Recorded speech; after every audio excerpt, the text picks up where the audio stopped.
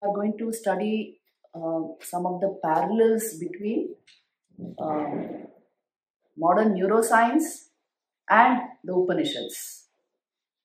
We are going to study them because as it is accepted today, as it will be relevant to modern society, this is how we will be studying it. So for this to happen, we will be going into the science of consciousness. If you ask me what is the subject matter of the Upanishads, it is about consciousness. You will see it as we go into the text. So let me give you a very brief introduction to the Upanishads because all of you are quite well acquainted with what we are studying, what the subject matter is. The Upanishads form the essence of the Vedas. So that's why they are also called Vedant. Vedant actually means not exactly the anta of the Vedas, but the essence of the Vedas, the gist. So that's why we are calling it Vedant. And the Vedas are 4 in number: Rigved, Yajurved, Samaved and Atharvaved. In these Vedas, you will find the Upanishads dispersed in all the 4 Vedas, and they constitute the knowledge portion of the Vedas, which means the most important philosophical inquiry and investigation which you find in the Vedic literature that has been made into the Upanishads. And what is the subject matter of the Upanishads? It is to do with human consciousness. They are asking fundamental questions, queries about the nature of the human being, the nature of human consciousness, how it functions, what is the seat of my perception, what is the seat of my mentation, how is mind different from consciousness, how is prana different from mind. See, very spectacular questions. All these questions have so much relevance today because, science has developed in such a way we know almost everything about the external world. We know hardly anything about our internal world. Isn't it? This is the great irony of human existence today, I know what is happening on Jupiter just now, and even much beyond that. But I don't know what's happening in myself. So the Upanishads address this by giving you an in-depth knowledge of what constitutes the human being and how the human consciousness works and why the solution to the problems of life lie in deepening the human conscious experience. And they will also analyze what that conscious experience is. So this is where it is relevant to modern neuroscience. What exactly is the human conscious experience about? So you see, the hard problem is indirectly addressed in the Kena Upanishad. So we will be going into all this. I want to give you an introduction to the actual meat of this Kena Upanishad, the essential points of the Kena Upanishad. Before I go into the actual Shanti mantras and the text, see, the speciality of this Upanishad, it's one of my favorite Upanishads. The speciality of this Upanishad is directly going into the nature of consciousness. By analyzing thoroughly your perceptive process, your process of perception, just by analyzing that, they will give you a glimpse into the seat of your perceptions, the seat of your mind activity also, which means the seat of your cognitions. So it is important for cognitive sciences today, it is important for the entire spectrum of neuroscience. It is important for psychology. It is important as a philosophy of, for the philosophy of mind. This information, this knowledge is very important. In all these areas, the Kena Upanishad contributes heavily.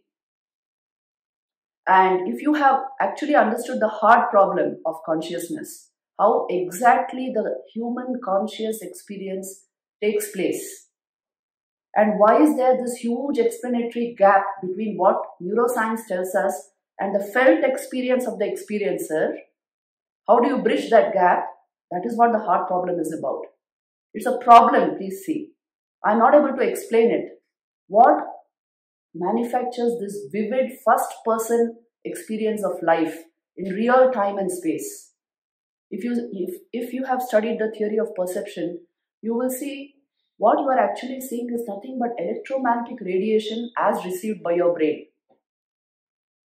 When I see an object, say I am seeing this book, it is throwing out a certain amount of electromagnetic radiation at me, It's nothing but photonic light which is rejected by that object, and it enters my eye, goes to my brain, and of course in the eye it has its own mechanism. There's an inverted image on the retina. That information is carried through the thalamus into my brain, into the visual cortex of my brain, and there, you see, it's electromagnetic radiation and the neurochemistry of my brain are producing this first person conscious experience of the object. How? That is the hard problem. How exactly does this happen? How do I feel the vividity of life? Every experience of life. See, when you go out into these forests, you can distinguish 1,000 shades of green. How do you do it? If it was just photonic light and neurochemistry, how would you get this three-dimensional picture of life as we see it? The sheer vividness of it, the intricacy of it, the sharpness of it. You see, when you taste something, when you see something, you get a complete 3D version of the thing, isn't it? How do you get it? And how is it produced in the brain? So what is the explanation to this first person conscious experience? This is what the heart problem is seeking. And there's no explanation in neuroscience as of today, because that's why it's a problem. It's not an easy problem. There's no neurophysiological correlate or neurochemical correlate which can explain this experience. Although they have found certain neurons and all that which are responsible for what you can call the conscious experience, but it has not been, or they have even found, you can say, speculated something like qualia, which is responsible for the conscious experience, they say. Properties of the conscious experience, you can say, but nothing has actually been found so far, and that's why that explanatory gap exists, and that's why you have the heart problem. Now, Upanishad is throwing certain very fundamental insights into this problem by telling you, first of all, you have to deeply investigate the question, is the brain the basis of consciousness or consciousness the basis of brain function? We have to find out for ourselves, and not through a third person perspective. See, this is the beauty of the Upanishad. Not through an fMRI scan. You can come to the knowledge of a subjective experience, but through your own meditative awareness, you can come to a conclusion. Is the brain the basis of consciousness? This is what neuroscience believes. Yes, it is, because anything happening to the brain affects human consciousness. And it's also been found that, you see, consciousness is, scientists believe consciousness is something like, a secretion of the brain. Like bile is a secretion of the liver. You can say it's an epiphenomenon, that is why consciousness, according to modern neuroscience. But Vedanta will ask this fundamental question. Tell me, where do you do your brain science? Do you do it outside your awareness? You are doing it in your awareness only, isn't it? All your neurophysiology, neurochemistry, your brain science, everything is being done in your awareness, which means consciousness is primary to even brain function. It is primary to the perception of anything. And that is why, you see, you are studying it topsy-turvy. This is what Vedanta will tell you. Not that the brain is the basis of consciousness. Consciousness is the basis of every science. So you have it in the Mundaka Upanishad. Brahma Vidya, Sarva Vidya Pratishtham. The science of consciousness is the basis of every other science, because it is in consciousness that you do anything else. That you perceive, your meditation, your thought process, your emotion, your will, everything is functioning only in your consciousness. And it is not that you're thinking of consciousness, you're thinking in consciousness. It is so primary, so fundamental that you miss it. Anything that is primary, you miss it. Like, unless your school textbooks told you, you are breathing in air, oxygen, and throwing out carbon dioxide, you would not know it. It is such a fundamental process, you didn't see it. When it comes to air, this is how it is. You don't see air, so you don't know about it. So anything that is always there and unseen, invisible, we tend to bypass it. Consciousness is like that. Because we are conscious human beings, we don't understand that our experiences are happening in consciousness. And we are trying to think of consciousness. This is the problem, according to Vedanta. So we have to change our mode of thinking when it comes to knowledge of consciousness. That is why the method recommended here in Vedanta is turn the equipment inward. You can never conceive of consciousness. It can never be brought into thought. Much less an fMRI scan will be able to catch something like consciousness. Which means you can't take a third person perspective at all. You can only study it in the first person. And how do you study it? By deepening your own awareness. And meditation is the method that is why to that. And one day neuroscience will acknowledge this.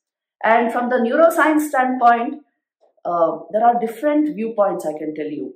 But the most important ones are, they sternly believe that give us enough time. And in time, we will show you how the brain secretes consciousness, exudes consciousness. And it's an epiphenomenon of the brain. And there are some scientists, like today, Ed Witten, who's the leading physicist of today. He has clearly mentioned that consciousness will always remain a mystery. When you do more neuroscience, you will get more knowledge of the brain, but you won't get more knowledge of consciousness. Because it will always remain a mystery. That is the nature of consciousness. So many scientists have given different viewpoints when it comes to the study of consciousness, but Vedanta has a very clear stand. Please remember, this is the most important literature on the planet because it is giving you very, very scientific clues to the study of consciousness. And you will see, as soon as we enter the text, you will see what stunning, mind-blowing, you can say, ideas on the study of consciousness are there. So this is the science of consciousness. Upanishad is absolutely direct about it. And we will go into it like that, how it will be useful to the modern age, not just how it used to be studied in the past. All that you already know. The pre-qualifications of Vedanta are very high. The bar was always set very high. Only to a small minority community it was always given, and that also with a lot of prior discipline. You know about all that. And of course, the pre-qualifications include Vivek, Vairagya, Shat Sampatti and Mumukshutva, without which this knowledge will not unfold. So, since we are sadhaks, we are practitioners, and we have been doing spiritual practice for a long time, we are deeply interested in the subject, we will now dive into the Upanishad and try to see how much we are able to absorb of this. This should be coupled with meditation, please remember. I have insisted this in every retreat. You may not be doing meditation in this class, but the class is meant for your meditation practice. If you are not doing meditation, you will not get any idea of it. You are diving into the field of life itself. Unless there is high awareness, you will not get that feel. So meditation is required along with the study of the Upanishad. Now we will go into the text itself. Let's go into the Shanti Mantra first. See, this Shanti Mantra itself is giving you what is required to proceed further with the study of the Upanishad. Om apyayantu mamangani vak pranaschakshu shrotramatho balamindriyani cha sarvani sarvam brahma upanishadam maham brahma nirakuryam mama brahma nirakarot anirakaranamastu anirakaraname astu tadatmani nirateya upanishatsu dharmaste mahi santu te mahi santu om shanti shanti shanti. Every Upanishad will have a invocatory prayer. a Shanti mantra, a chant, peace chant it's called. So this Kenopanishad belongs to the Samaved. Samaved mantras are used for chanting in yajnas, and this being an Upanishad, in all knowledge discussions, they are sung. So it's a very nice Upanishad for chanting. So you see, even the peace chant is like that. And what is it saying? Apyayantu mamangani. May my limbs, speech, vital force, eyes, ears, as also the strength of all my organs become well developed.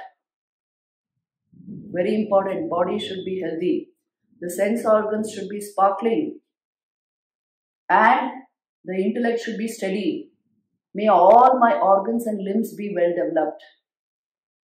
You know, it is important to ensure this because we are penetrating into a very subtle level science. And where's the lab? Right here. I told you we are not going to take a third person perspective. It will be in the first person. So the first person better be in good order. So that's the prayer is for that.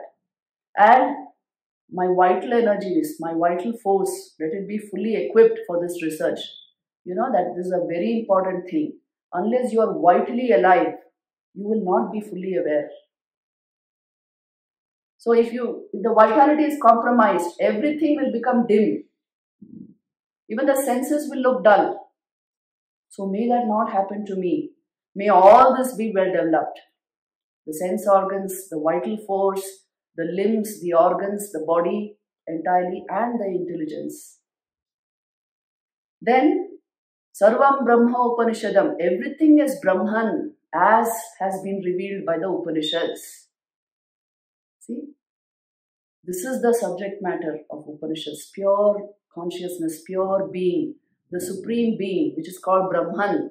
Brahman comes from the Dhatu Brihat, the vast, the infinite one. You can't conceive of it with this small intellect. It's so huge.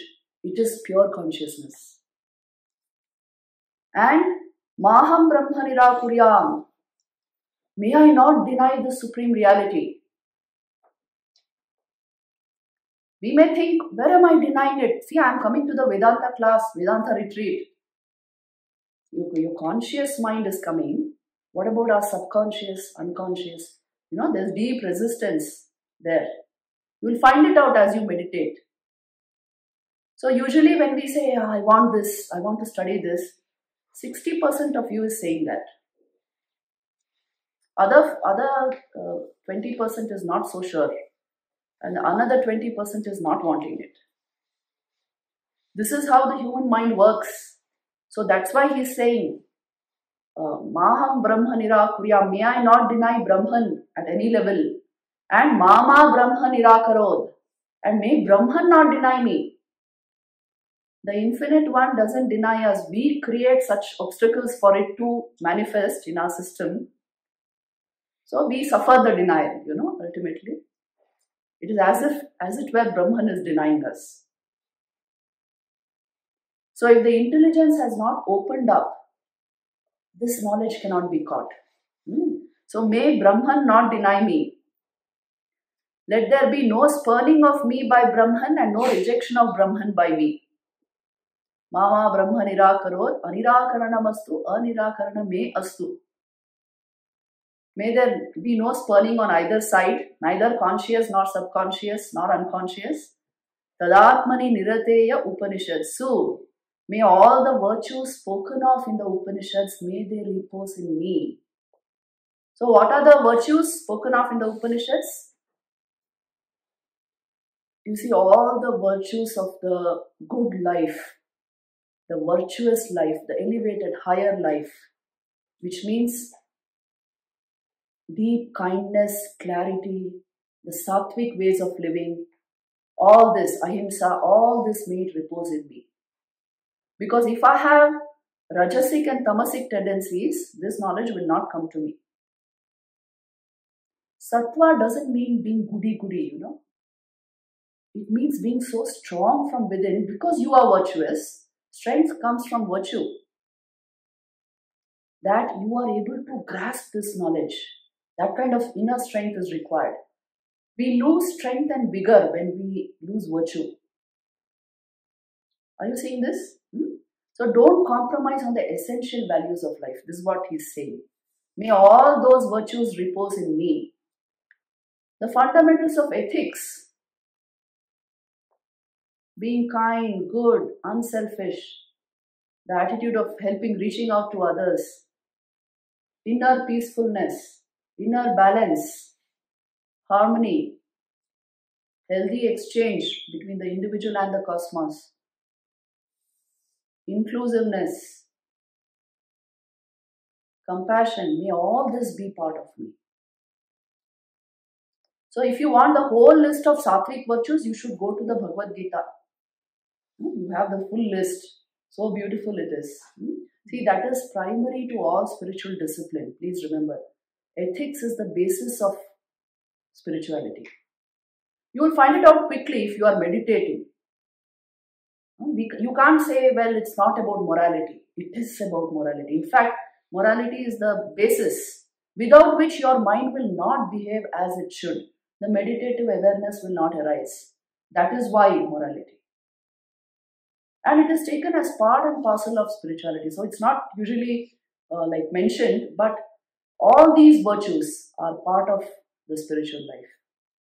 Standing on them, you practice meditation. Otherwise, the mind will go berserk. It will just not obey you. How will you meditate? Once one student actually asked me, why should I be good? I told him, that's the only way you can control your mind. Check it out and see. Is there any other way? That's why you should be good. So our mind has this tendency, you see, you give it good food, it will function like your friend. You give it good, bad food, just like our stomach, any other organ, it will not behave properly. So if you give good food to the mind, it will be your friend all your life. This is the primary requirement for sadhana. It obeys you. It likes sadhana. It is so sattvic, it likes holy company. It likes a spiritual ambience. This is the basic requirement in spiritual life. So you see, let all this happen to me. Dharma ste mai santu. See, may the virtues spoken of in the Upanishads, may they repose in me who am engaged in the pursuit of the knowledge of the self. May they repose in me. Again and again he is saying, Te mai santu. May they find place in me. May I not turn away from them. Om Shanti, Shanti, Shanti. So, this will naturally lead to a peaceful state of mind. Here these 3 times peace is used to indicate all the 3 types of peace. Adi Bhautika, Adi Daivika and Adhyatmika. You know the meanings. So this is the initial prayer, the invocatory prayer before we go into the Upanishad. See, all of this is required before we take up this research because it is a research in your own system. The system must be maintained in a particular way. When you study the Upanishad, just like that you can't jump and come and start this study. It won't make much sense. Like I told you that there may be a 10-course meal in front of you, but you will only eat to the extent you are hungry. You will eat only that much as you can digest and assimilate. Upanishad is like that. It's a vast body of knowledge. You will take only as much as you can assimilate. So first develop that capacity to assimilate and digest it fully through the practice of virtue. That is why Karma Yoga, Bhakti Yoga, all this becomes very important for this study. Then the insight will naturally come. The intellect will naturally sparkle. So this is how we take up the study of the Upanishad. Now we will go into the first mantra. Please go into the first mantra. Om kene shitam patati preshitam manaha kena prana prathama praiti yuktaha kene shitam vacham imam vadanti Chakshushrotram kau devo yunakti. This is a stunning mantra actually. Because you know what they are asking for? See, the very word kena means by what? How? By what is my, mind impelled to think? Isn't it a fantastic question? Think and see. How does my mind think? By what is it impelled to think? By what is my vital force functioning? Impelled by what is it functioning? How are my senses functioning? Impelled by what? These are the questions. Keneshitam patati preshitam manaha. How does my mind move towards its object? Impelled by what force is it moving? So what is the seat of my perception? He is asking. Look at the very question, first question of the Kena Upanishad. How do I have conscious experiences? How do I see? How do I hear? How do I think? How is my vitality functioning? See, to a certain extent, I am telling you, this question should pop up in us and you must pursue it by yourself so that the answer they will be giving fits in. If it's not my question, if it is somebody's question, I will not see the relevance of the answer. So think and see. If they are asking very, very important questions. This is what modern neuroscience is asking. What is the seat of the human perception process? How exactly do I see?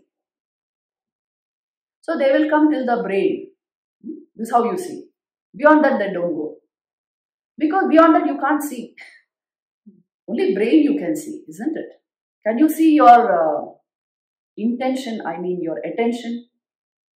But attention also is required for perception. So here let me go a little into science and the actual perceptive process in Vedanta. Both of this, some idea you should have. See, in science what they will tell you is, it's something very simple. You have studied it in school. Now just notice this. Suppose there is a tree here. So the electromagnetic radiation which is thrown out from here enters my eye. From here,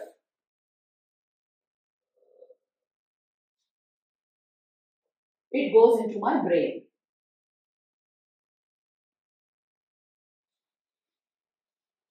So already you see the physiological and neurological aspects of my personality are involved. The physical, physiological and neurological. Because the electromagnetic radiation goes into your eye. Yes, there's an inverted image on the retina and that is carried into your brain through the thalamus, right? And that information is processed here. Now, there are two other factors which, science has not paid much attention to. One is your attention. If you are not paying attention to the tree, you may be looking at it, but you are not seeing it, okay? Have you seen this? Classroom also it happens. You may be looking at the teacher, but the mind is somewhere else. So nothing is actually going in. So attention is required for perception to take place, which means your attention is an important factor in your perception. And not just that, your consciousness is the very basis of your perception, because if you were not a conscious being, you would not feel the presence of that tree. Although you may have all those, see, even video cameras have, they have a camera, they have memory, but they are not feeling those objects which they are tracking. So awareness is required for the experience to happen. Attention and awareness, very important, are very important part of the, so this is what I call attention and awareness, consciousness. So Yoga Vedanta will tell you this, your attention and your consciousness shining behind the mind is actually the seat of the perception. responsible for the perception process. It doesn't stop with the brain. Brain is like the hardware which the mind uses for you to become aware of the object. So you can't dispense with attention and consciousness. However smart we may be, without these two, you are not perceiving. So you see, when they are asking, what is it that is responsible for my perceptions? How does my mind, impelled by what does it function? How do I see? How do my senses see? The actual answer is this. It is through consciousness that you see. The supreme enabler of the functions of the senses and the mind is consciousness. But we miss it out. See, even in common dialogue, we are not using the word consciousness, isn't it? Only those experts in consciousness studies, they use it. We don't use it. We use the conscious experience, but the stuff of being conscious is what is called consciousness. How can you miss it? It is responsible for all your perception, mentation, sensation. So, if you have to study the perception process, go to the last point. Don't stop midway. This is what Vedanta will tell you. So, you see, when he is asking, by what is the vital force directed?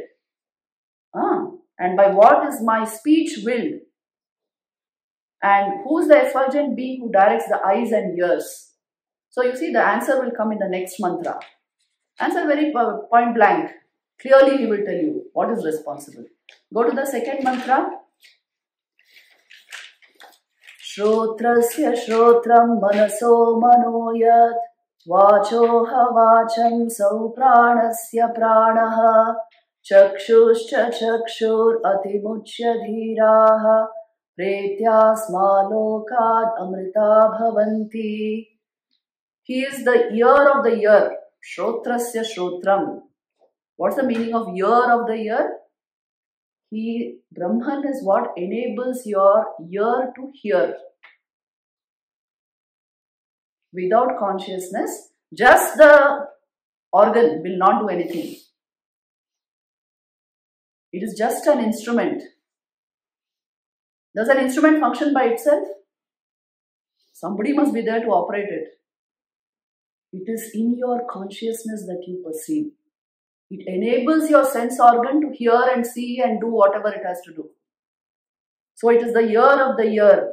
It is the mind of the mind. Manaso manoyat. What allows you to think is again consciousness. Enables your mind to function. The speech of your speech, same thing. The life of your life. It's the vitality of your vital energy. And it is the eye of your eye. Therefore, the intelligent man, after giving up self-identification with merely the senses and renouncing this world, becomes immortal. What's the meaning of this? See, when the question is not investigated properly, your attachment will be only to these sense organs, senses. Right? But when we understand that what is enabling this to function is just an instrument. What is enabling it to function is the consciousness, the self within me. Then the attachment we have for this will diminish. It's just an instrument. I should maintain it well, that's all. Not that I am so identified with it absolutely that I don't see the core truth about my own being. So this is the meaning. A little detachment. The wise, intelligent man who investigates into this will become a little detached from the senses and able to move away from the mere sense world. For this knowledge to come, a little distance between you and the instrument of your knowledge is required. Otherwise, you will get either mixed up with it. You won't see what is the source, what is the effect. So that is why he is putting this. The self-identification with the senses will go down, and that's the meaning of renouncing the world. Renouncing the world doesn't mean running away somewhere, running away to a Himalayan cave. It appears very exciting, but you will carry your mind there wherever you go. Renunciation actually means detachment from the sense world, wherever you are. from the mere mind-bound small world, wherever you are, and being able to dive into this self-knowledge. That is real renunciation, isn't it? Because wherever you go, you will carry your mind and your senses with you. No escape. The only thing you live with throughout your life is your mind. So keep it well. You must make peace with it to live well. So pretya smalokat amrita bhavanti. Thus they become immortal. By losing their sense of strong identification or attachment to the senses and the sense life, they reach immortality. Isn't it interesting?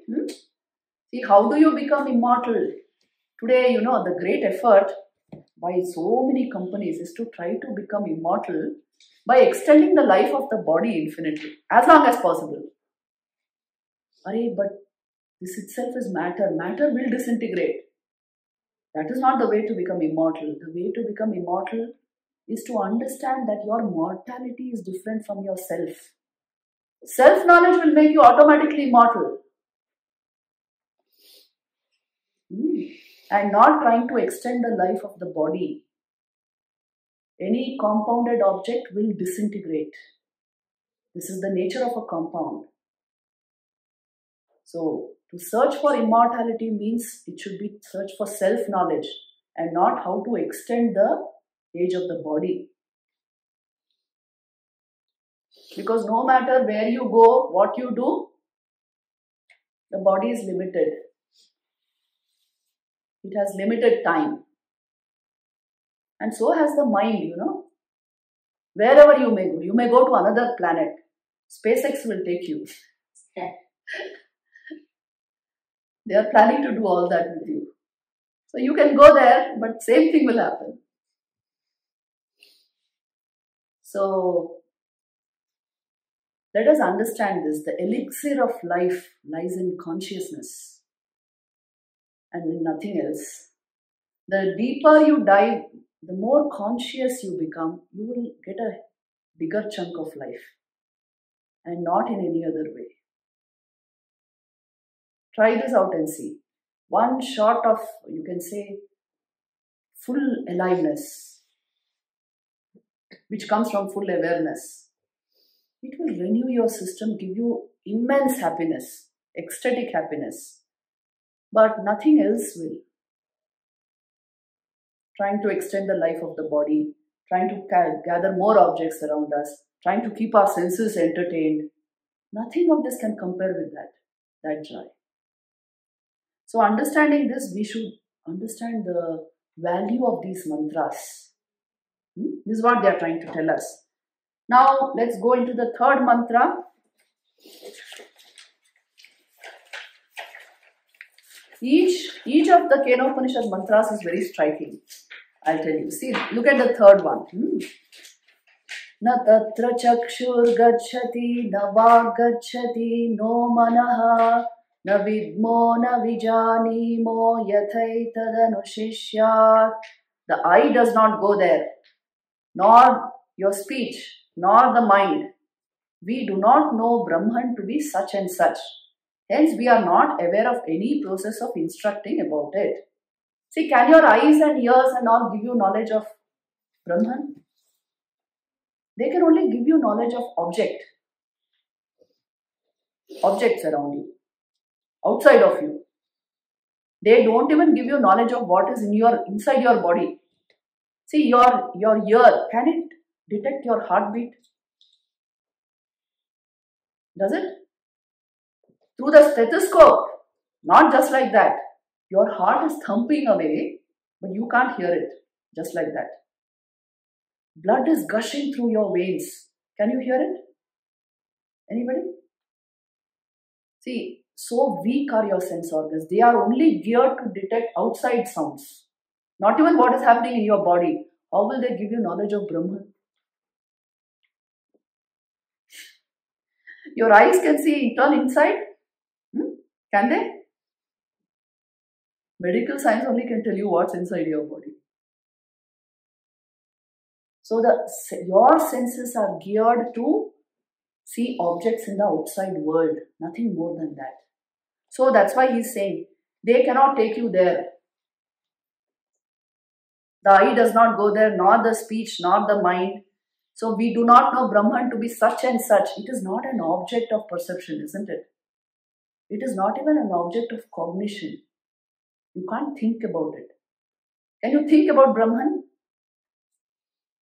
Anybody can bring it into vritti, jnana? You can only think in Brahman. You can't think about Brahman. So the only way to get it is you know it by being it. You have to deepen awareness, being. That is why meditation is the way. If it was an object, you could have heard about it and got some dharana of it. It is no object, it is the supreme subject. So then the only way is turn the senses inward, turn the mind inward, learn to meditate properly. You will get a feel for awareness. You will deepen the conscious experience. This is how you realize Vedanta. Not by getting lots of ideas about it, but by deepening your awareness. The more we meditate, the deeper will become our awareness. How do you feel it in the first person? As I am deeply conscious now. Not of something. Just deeply conscious. Are you getting my point? I am deeply conscious, not of an object. I am just deeply conscious. Deepen it further. It will give you a taste of the state of pure awareness, pure consciousness. This is how you know the nature of Brahman. You cannot know it by an objective process like seeing, hearing, thinking. That is why Brahmavid Brahmaiva Bhavati. The knower of Brahman becomes Brahman. Does not know a lot about Brahman. Don't fool yourselves. Unless the prakriya is adopted, you will not get this knowledge.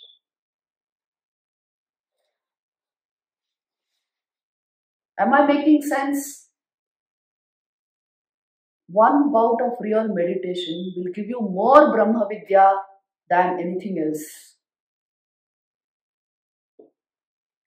The stillness which you feel here, see, yesterday was Kojagari Lakshmi Puja, which is the Purnima, Sharad Purnima. How still it was at night. Utter stillness. When you are enveloped in this kind of stillness, you can easily make this kind of a research. Just ask yourself, who is acknowledging this stillness? How is it I feel this stillness? Right now, right here it is there. You will come to a deepened awareness.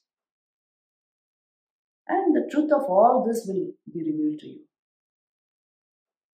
It is so simple because it is the obvious fact about your personality, your pure being. Meditation and ideation and all comes much later. You are using a topsy-turvy method to understand consciousness. It is the most obvious truth of your life. You can make a mistake in the third person method. You can't make a mistake in the first person method. If you are only after this. So that is why very clearly they are putting it here. You see, na vidmo na vijanimo yathaita dhanushishya. Hence we are not aware of any other process of instructing it. There is no objective method towards it. Today they are, in neuroscience, they are trying to study levels of awareness. They are only studying levels of awareness reflected in the mind, which will vary because due to the density of our minds. I told you. They are not studying pure consciousness at all, but they feel they are studying awareness. So all this happens only when we don't meditate. Meditation is first person research methodology. You must take it like that. Just like how you conduct an experiment in a lab, This is an experiment in the inner lab, which will give you direct knowledge of this. Unmediated knowledge, irrefutable knowledge, because you know now you know it by yourself.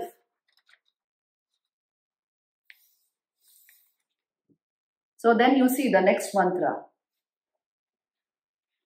Anyadeva tadviditadatho aviditadadhi iti shushuma purvesham yenastadvyachachakshire. That Brahman is surely different from the known, and again it is above the unknown. Such was the utterance we heard of the ancient teachers who explained it to us. Anyadeva tadviditadado aviditadadi. See, what he is trying to say is that Brahman is such and such, nobody can say. Because, you can only use the language of paradox here. It's not an object, no. It's not even an object to conceive about. Not a sense object, not an object for your mind. How will you speak of it? That is why that Brahman is surely different from the known and from the unknown. This is how we speak of it, they are saying. It's the language of paradox. You can only speak about it in terms of neti. It is not this, not this, not this. Is this making sense? That is why you should remember all methods are meant to remove ignorance and not to manufacture Brahman. Not to give you the knowledge of Brahman, because how will you give the knowledge of something which already is there, due to which you are functioning as you are functioning? All methods, all sadhana is meant to remove ignorance and not exactly to give you knowledge of Brahman, because Brahman is ever present and ever revealed, ever shining. I told you, the shine in your eyes is Brahman. Your awareness shines through your entire being. But we are falsely identified with a body-mind complex, a persona, so we miss Brahman. I have identified it with something else. See, not knowing who I am is bad enough, but knowing myself to be somebody else is even worse, isn't it? So if Sindhu thinks, she doesn't know she's Sindhu, but she thinks she's Hindu. It's something like that. Yes. So double trouble. Doesn't know who she is. She doesn't know she's Sindhu, but she thinks she's Hindu. This is exactly the problem. So all that we have to do is remove her ideation that she's Hindu, and gradually she'll come back to being Sindhu. So this is what sadhana does for you. Removing the misconception that I'm mere that persona, body-mind complex, those identities which I have collected, and bringing me back into my state of pure being. You can pose as anything you want in the world, but you are only posing. Please remember that much. So this is what they are saying. This is how it has been explained to us. Iti Shushruma Purvesham. This is how we have heard of it from ancient teachers. Ye na sarvicha chakshire. It cannot be known through known means.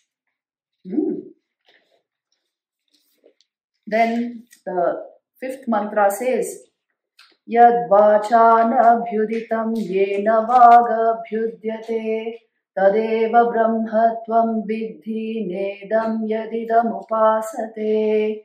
That which is not uttered by speech, that by which speech is revealed, know that alone to be Brahman and not what people worship as an object. See?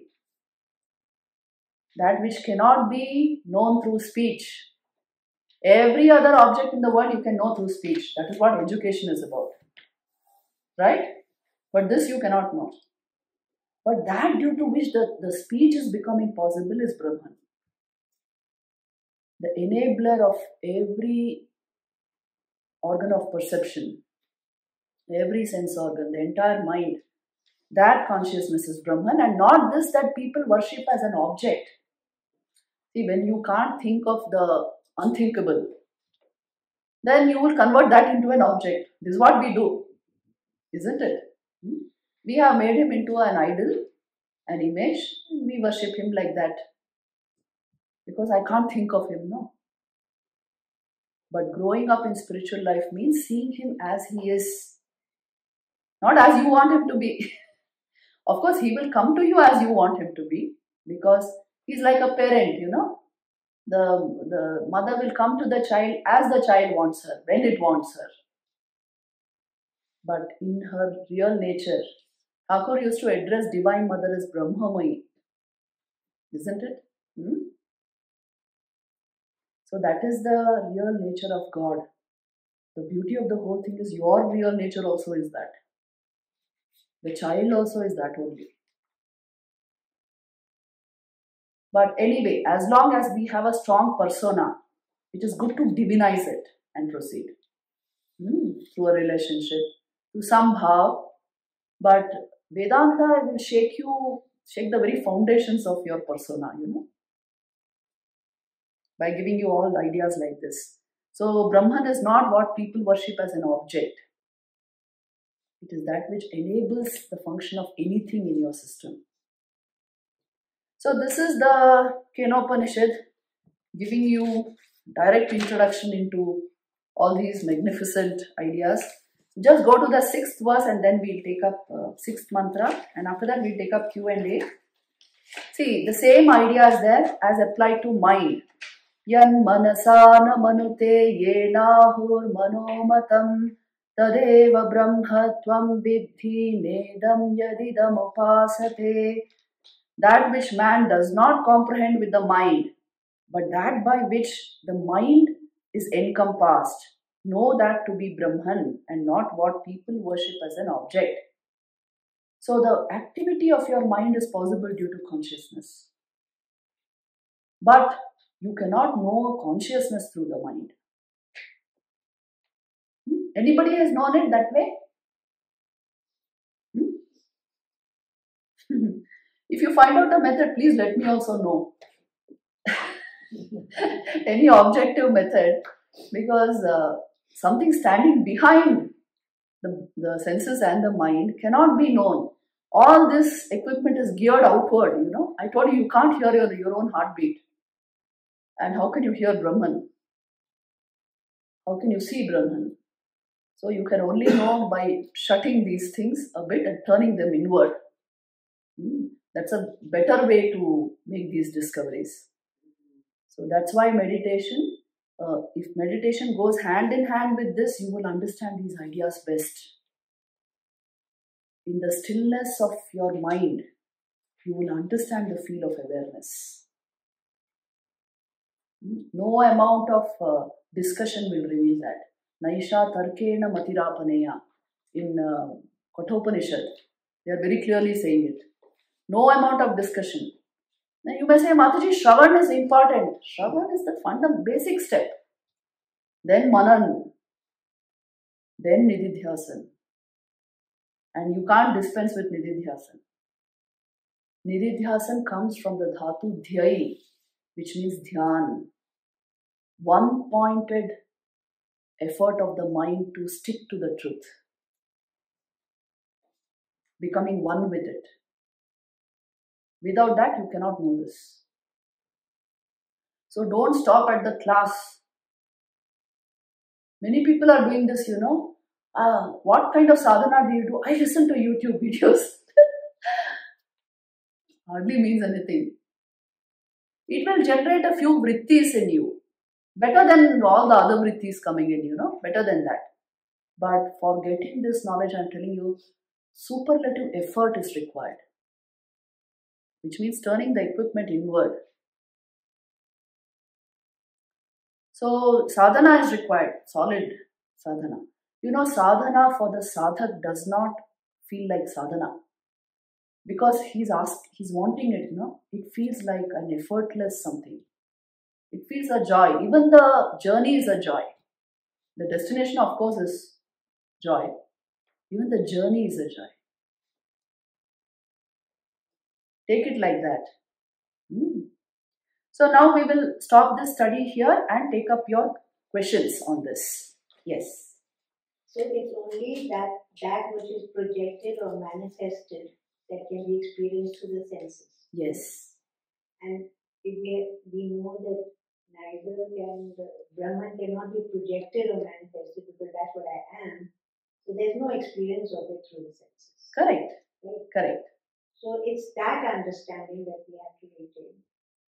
That objectification is the experience. Yes. Experience lies only in objectification. Yes. That's why they don't call it an experience. Right.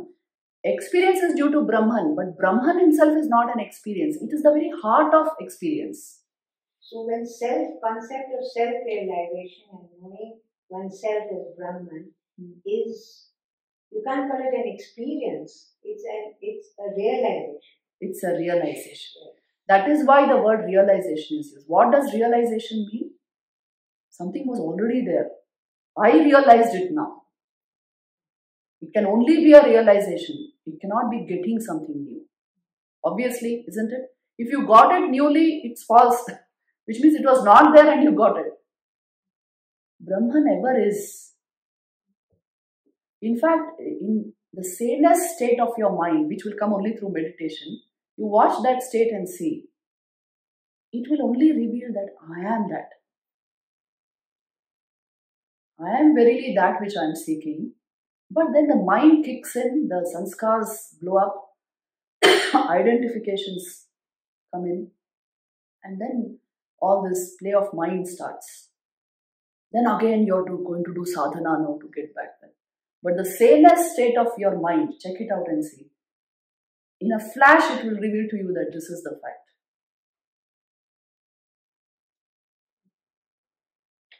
Yes, yes.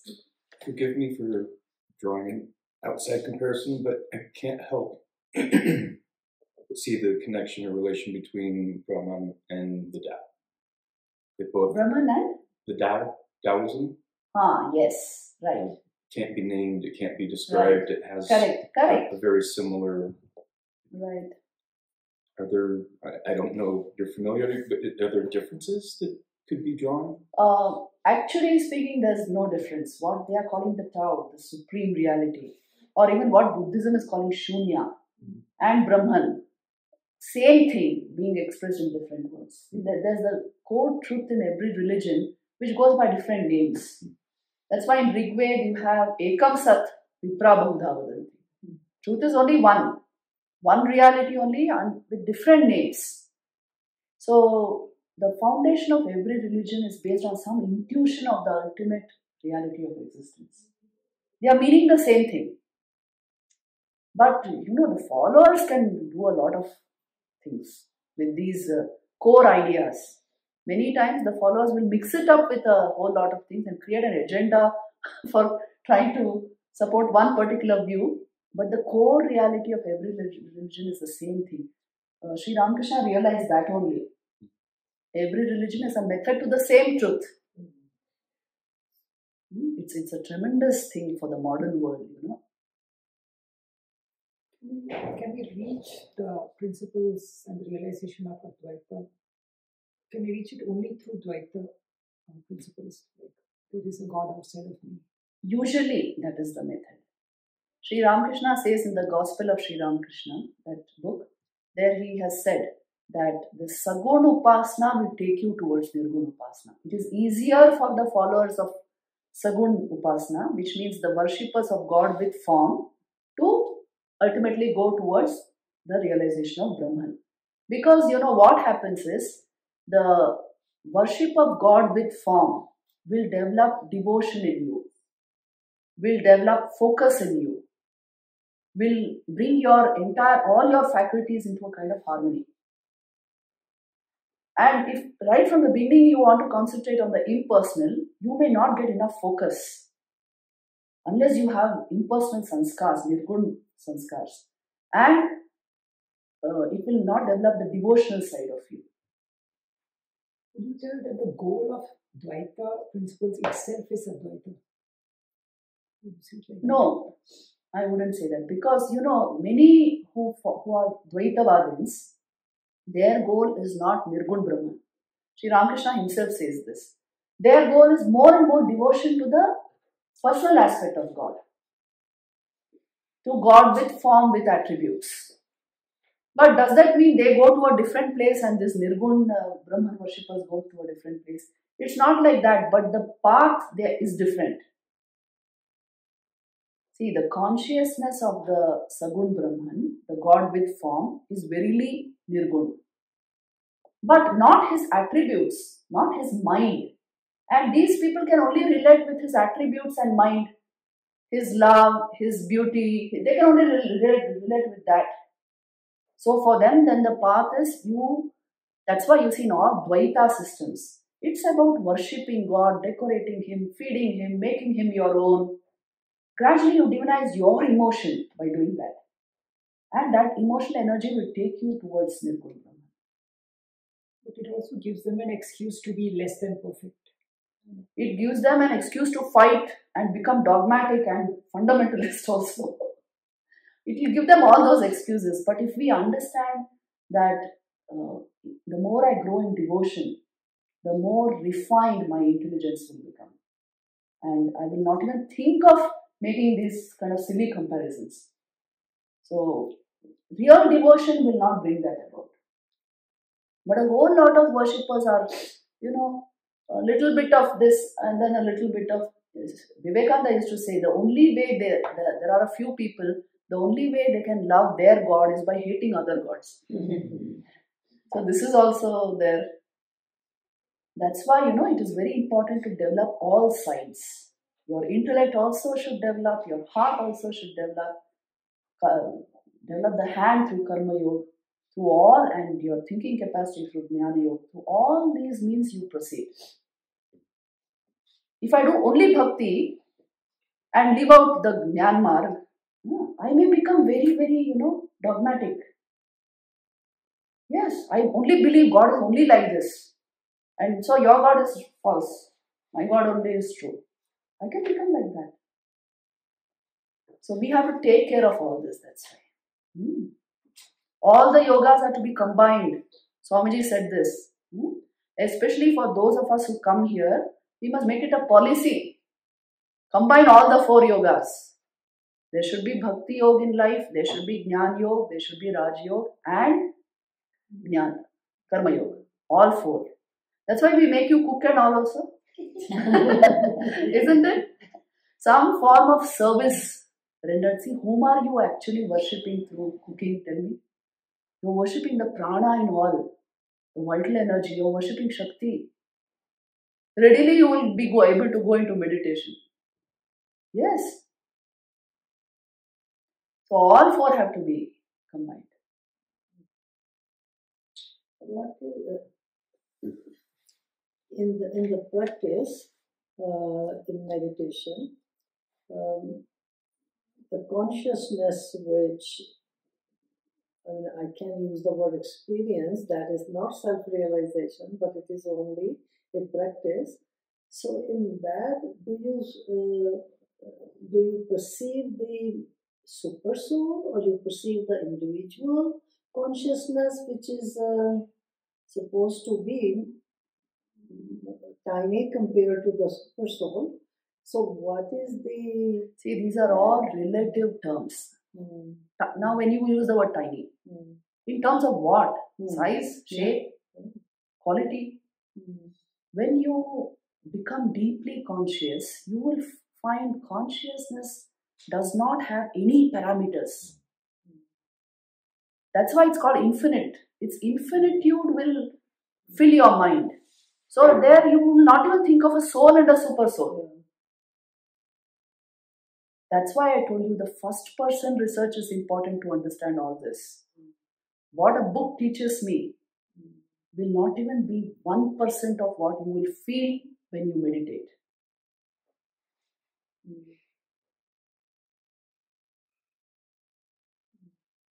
So everything is, we are understanding through the epistemic parameters of our mind, which is itself wrong. We are limiting the unlimited and to understand it. Crazy way of knowing it, actually. But we have no other means, so we are doing it. But this understanding should make us humble, so humble that sadhana should become prominent in our lives. Isn't it? You must have seen people who have in some way realized this consciousness. Yes. What would you tell are the hallmarks of such a person? The hallmarks, see, for me, the main hallmark is deep inner absorption.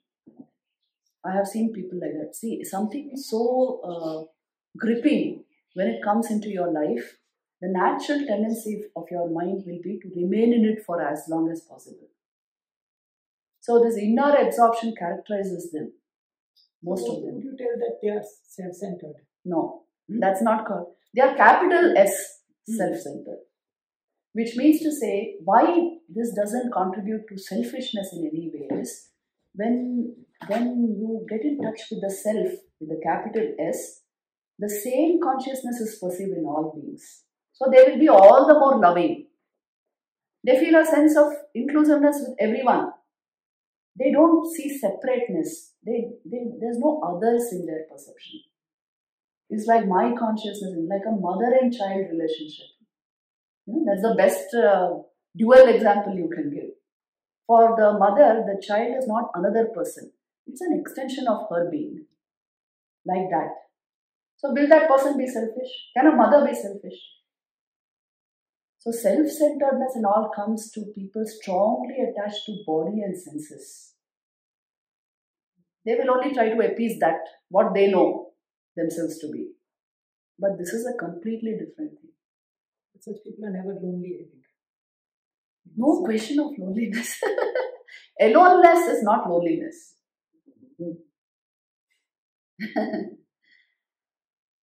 See, if you really want to explore the deeper dimensions of life, you must get into solid spiritual life. Otherwise, it's an entertainment, life. It's just to entertain your senses you are living. That's a very small way to live. After some time, you'll get bored with the whole show, I'm telling you. If you want to deepen your life and explore the higher dimensions of life, get into spiritual life. Step by step. Take up the primary books first. Upanishads will come much, much later. And start a practice.